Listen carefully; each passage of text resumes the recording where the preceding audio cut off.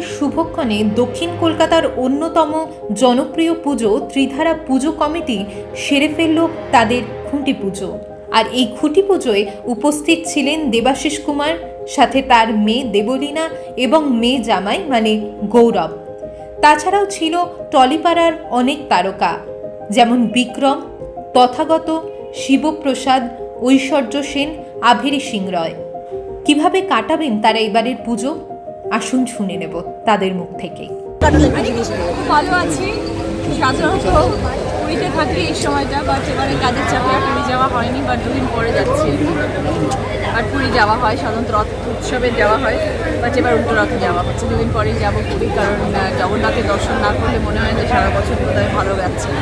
Everything is a blessing. মানে আমার মনে হয় যে জীবনে অনেক আরও কিছু করার আছে এবং অনেক কিছু শেখার আছে। ঠাকুর হয়তো অনেক কিছু আরও দেখাবেন করেছে। একদিকে তোমার যখন পরিচয় হচ্ছে অভিনেত্রী হিসেবে, তার পাশাপাশি তুমি জনগণেরও একজন মানুষ হয়ে গিয়েছো। মাঠে নেবে কতটা তাদের জন্য তুমি প্রস্তুত হবে? দেখো, কাজ করবো বলে এসছে এবং দিদি সেই ভরসা করে আমাকে নিয়ে এসছে যে রচনা আসলে হয়তো ভালো কাজ করবে এবং সেটা তোমাকে ডেফিনেটলি একটা বড় দায়িত্ব এবং সেটা আমি করবো।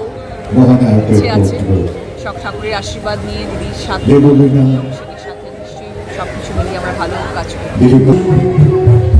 ওই যে 8 থেকে 80-র মধ্যে আমিও পড়ি যে প্রতি বছরের ত্রিধারা নিয়ে সবার প্রত্যাশা আমারও আছে যে এবছর আবার অন্য কিছু হবে, আবার অনেকটা মজা হবে, প্রচুর মানুষ আসবে, এটাই কেমন কাটাবে পুজোটা? মানে তুমি তো সাথে দিকটাতেই থাকো।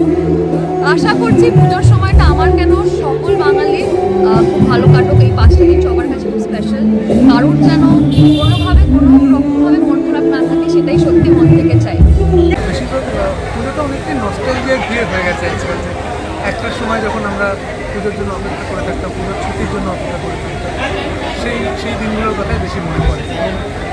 গোটা বাংলা জুড়ে মনে হয়, এখন তো বাঙালি গোটা পৃথিবীতে ছড়িয়ে গেছে, গোটা পৃথিবী জুড়ে পুজোর সময়টা সাজ রব আমি বুঝতে পারি আর কি। সবাই অপেক্ষা করে থাকে, কারণ সবাই দিন বলে যে কবে আসবে পুজোর সেই চাকরি। আমাদের পুজোর আজকে খুঁটি পুজোর মধ্যে দিয়ে পুজোর শুভ আরম্ভ হলো। আজ থেকে আমরা পুজোর এখানে কাজ শুরু হবে এবং কাজ শুরু হওয়া মানেই পুজোর সঙ্গে মানুষের একাত্ম বোধ তৈরি হয়ে যাবে। চমক আমরা বলবো, চমক বলে কিছু না, পুজোর ভাবনাটা আমরা বলবো। সেপ্টেম্বরের প্রথম সপ্তাহে আমাদের প্রেস কনফারেন্স করে পুজোর ভাবনা, পুজোর মিউজিক এবং আমাদের শারদীয়া সংখ্যা একসঙ্গে। ছোটোবেলায় মনে আছে একটা সব ঠাকুর দেখতে, নর্থ থেকে সাউথ যা করে থাকি সকলে, এবং ওই ফিটন চড়তাম একদিন ওই ভিক্টোরিয়ার সামনে এবং ক্যান্ডি ফ্লস খেতাম। এইগুলো মনে পড়ে, সেগুলো অবশ্যই এখন আর হয় না, তবে খুব একটা ডিফারেন্স মোটামুটি এক।